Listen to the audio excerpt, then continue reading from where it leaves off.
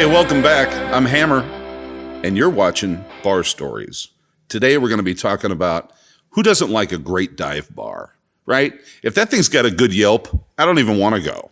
So today, we've got a legend here, our friend Cash from Newport Beach. How you doing, Cash? I'm fantastic. Thanks for having me. So how long have you been tending bar, Cash? Oh, I figure it's been a good 25 years now. 25 years attending bar. You probably have a few stories. Definitely. I got a couple. Now, where did you start out? I started my career at Billy's at the Beach here in Newport, right on PCH. I worked there 17 years. Started all the way from valet and worked my way up to general manager at the end. Okay, I've spent a lot of time at Billy's at the Beach. I'm guilty. So besides my antics, what's some of the best or funniest things you've seen working behind that bar there? Oh, there's so many. One of my favorite guys, I'll leave his name out of it, but yeah, we can't rat anybody out. One of my favorite stories was he might have had a little too much to drink there, and was leaving the establishment, driving up Riverside Drive there over by Billy's, and ended up being pulled over by the police. And the cop walked up to the window, knocked on the glass. He rolled down the window, and the police officer was like, "Where are you off to today?" And he was like, "I'm going with you, sir." And the cop and he both started laughing, and the cop's like, "You're a really nice guy, but I got to take you in, man." Oh, you're done anyway. You know, usually Newport's pretty cool about that. I've had some close calls. If you guys don't know this, Newport Beach, California has got some of the best and coolest dive bars around. They've got, I mean, the list is forever. It'll probably be in the down below later when you subscribe or click that bell. Check out all the cool dive bars in Newport Beach. Which one's your favorite, Cash? Ooh, probably the Class 47. I love the old school dollar bills on the ceiling. Kind of reminds me of being in like Key West. Or I love the bartenders there. The ownership's great. It's right by my house. We had Patrick on this show a couple weeks ago, the owner of the Class of 47. The Class of 47, hence Class of 47, was a bunch of guys that graduated in 1947, and he started this bar. And it had a lot of very special people through the years run through this place. And we're talking, this is River Dive Bar, okay? I mean, this bar is a dive bar. But the guys that used to like to drink there are, you know, superstars like John Wayne, people like that, right, Cash? Oh, absolutely. And there's still Dennis Rodman's there every day.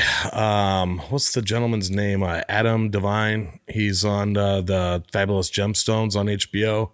He's there all the time. But it's a great little community. It's they're the regulars that are there all the time, and like I said, the staff. It's just it's a friendly, comfortable place where you can go in by yourself any day or night and have a cocktail and have a great conversation. You know, I've been going to that bar for 25 years, and the bartenders that are there now, and we got some fabulous ones. Ashley, you should have come today, okay? So I'm counting on you next time.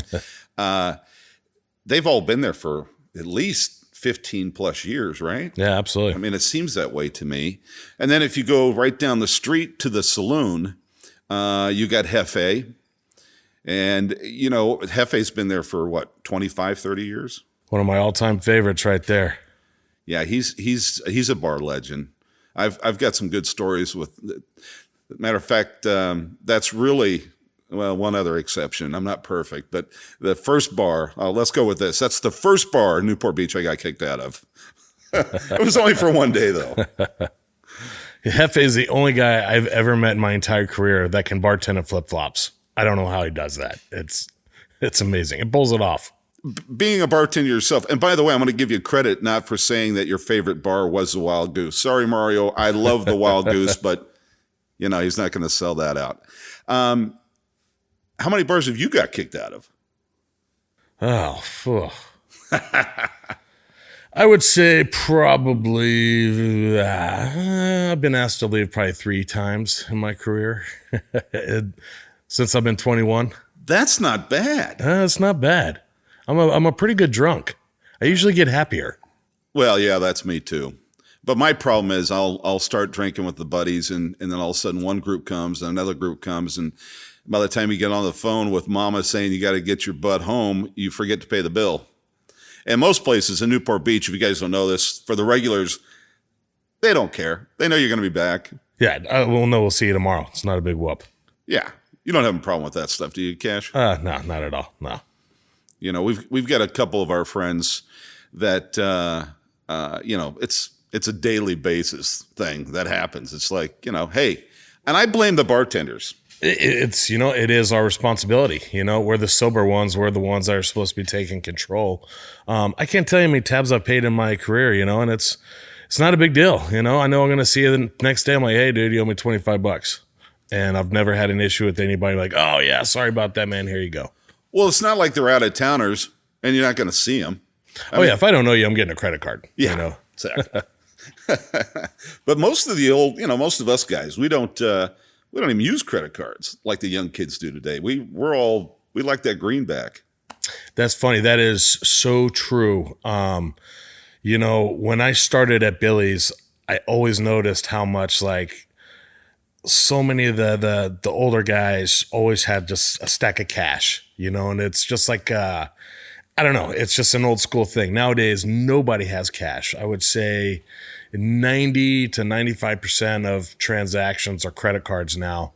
And yeah, it's crazy because it used to be all cash back in the day. Well, forget about the IRS and everybody else tracking where you're drinking and what you're doing. I don't want the wife to know what I'm doing. How much did you spend, Hammer, at you know, the 47? And by the way, you went to 6 bars yesterday, right? Yeah, I don't think the new generation has caught up to that yet. Oh, it's the train's coming down the track, brother. So give it to me. Give me one of your all-time favorite stories that directly, you know, reflects on you, that you were a part of. I'll tell you one real quick. I was sitting at Billy's one day, and you know, I'm sitting at the bar. You know Mark, my buddy, and we're sitting there, and this Rolls Royce rolls in, and these 3 guys get out, and one guy is wearing his colors, and I won't say what motorcycle gang, but the guy was sharp, but he had the flying colors, and within 20 minutes, because we all know Newport Beach doesn't allow you to fly colors, there was like 25 cops there. Yep. You know? I remember that deal. Yeah, that was they were there for a memorial, and it was one of their brothers in the gang. Billy's was one of his favorite places, so they came there to have a Mai Tai, you know, just out of respect for him. And everyone was scared because they were wearing their colors, which they're actually, all of them were very nice guys and very respectful, but, you know. Yeah, they weren't doing anything wrong. They were all dressed, except for their vests. They were all dressed, you know, and they weren't on a motorcycle. They're in a damn Rolls Royce. Yeah. I gotta tell you, probably one of my favorite stories. It wasn't one of my favorites at the time, but it was a very busy Friday. I remember we were shorthanded, and it happened to be my birthday, and so we were very, very busy. By the way, there's been a lot of freaky things that have happened on your birthday. I've witnessed. Yeah.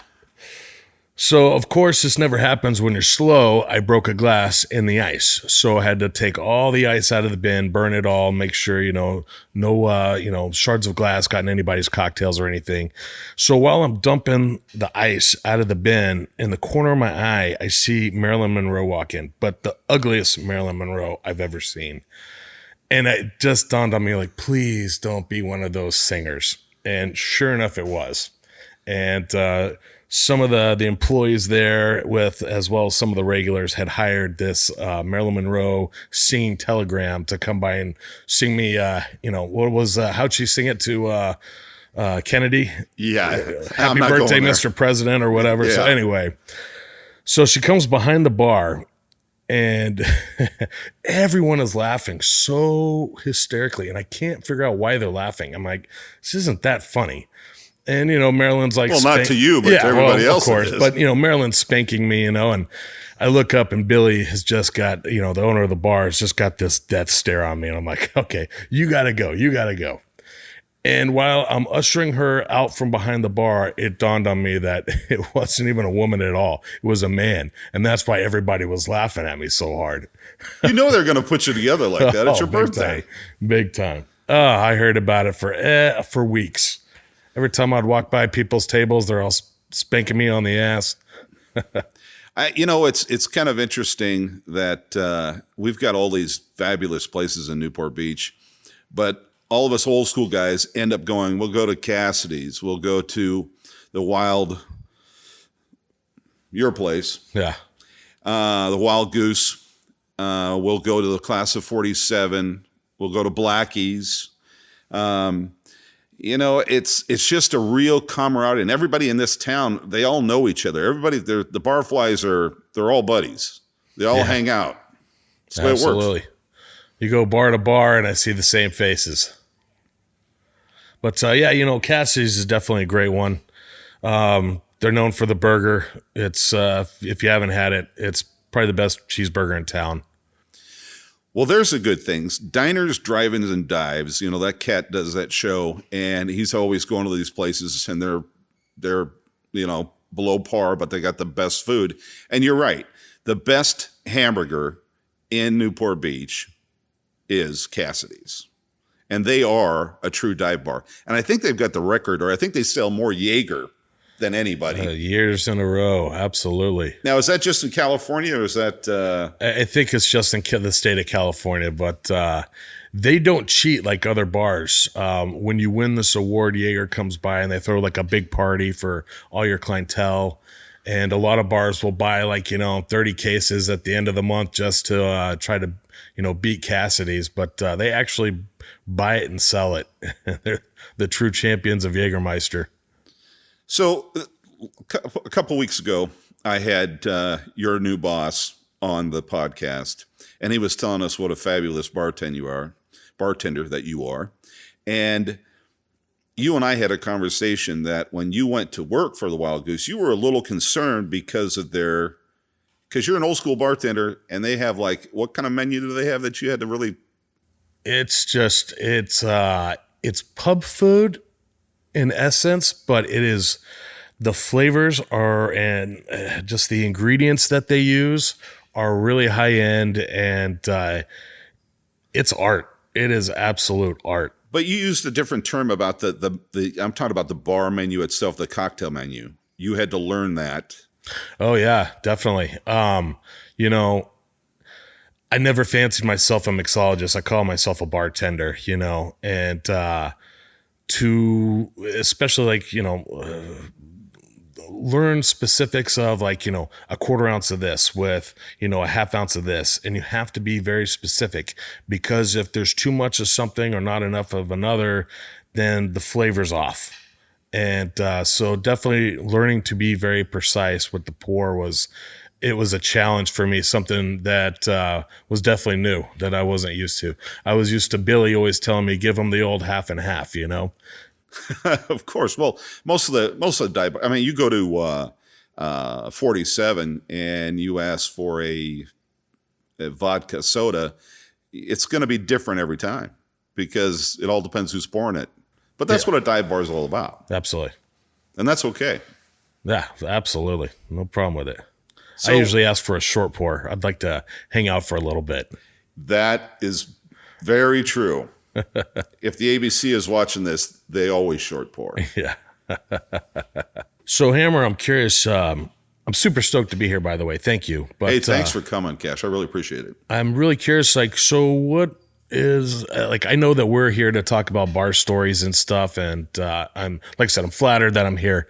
But what are you trying to get out of this? Or what are, in the future, moving forward, where are you going with this Bar Legends podcast? Well, you know what, Cash? You are absolutely one of my favorite bartenders. And, whenever you're working, I always try to go where you're at. You were at Fleming's, you were Billy's, and now you're up at the Goose. I appreciate that question. Our sponsor, divefans.com, have the coolest thing going where they're going to talk about to all the dive bars. They're going to come here onto my podcast, and this is going to be a nationwide thing.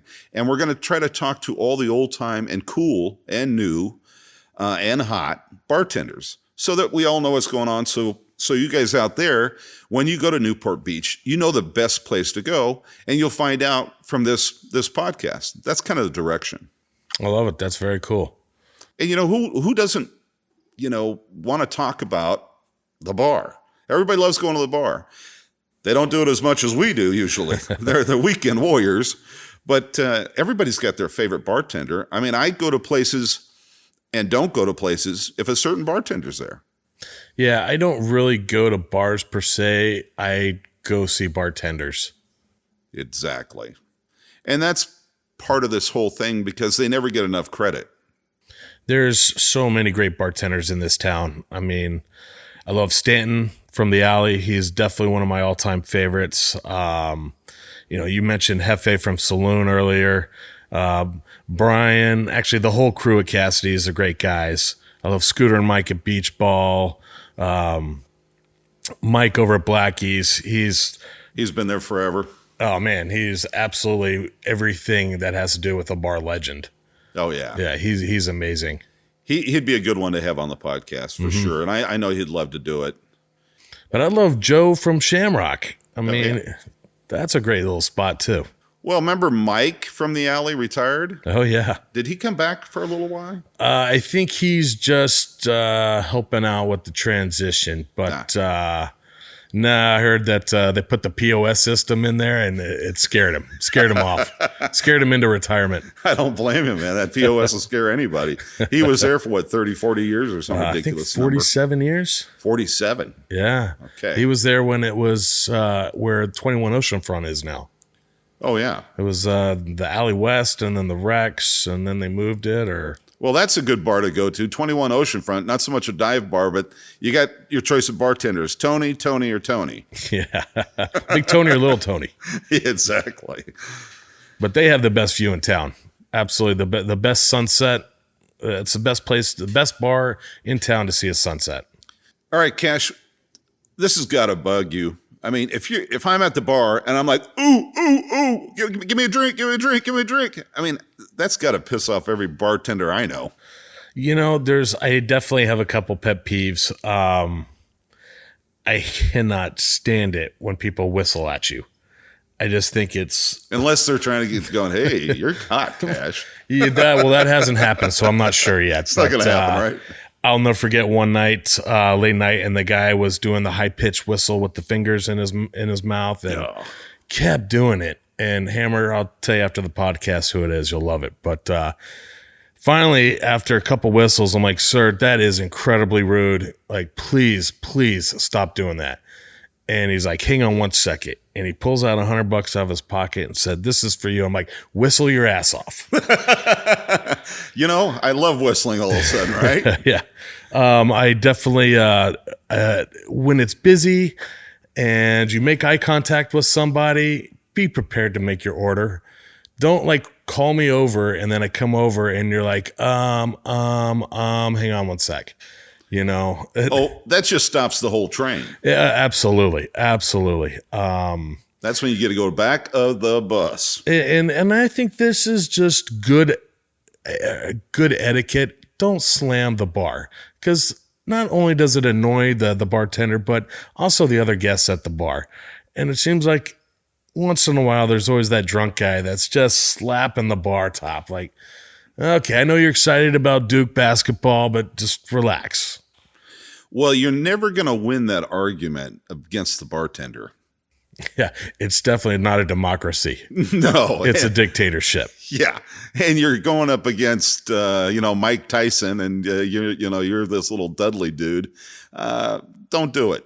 Yeah, the whole thing is I'm really not too surly. I don't take things too personally. I know a lot of bartenders that have been in the industry a long time, and they kind of come in with this, negative vibes. And I don't take anything personal. And I think if you want to have success and longevity in this industry, you can't take things personal. And even if something might annoy you a little bit, don't let it ruin your day. I can't tell you how many people just get so caught up in one little incident that happens at work and their day is shot. And that's unfortunate. I do not think those guys will make it in the industry very long. Well, you know what? You can't be in the service industry. I've spent a lot of years in the service industry, in the music side of it. And you can't be in a service industry and not want to serve people. Yeah, absolutely. That's a problem. I mean, it's a labor of love, and I love talking to people.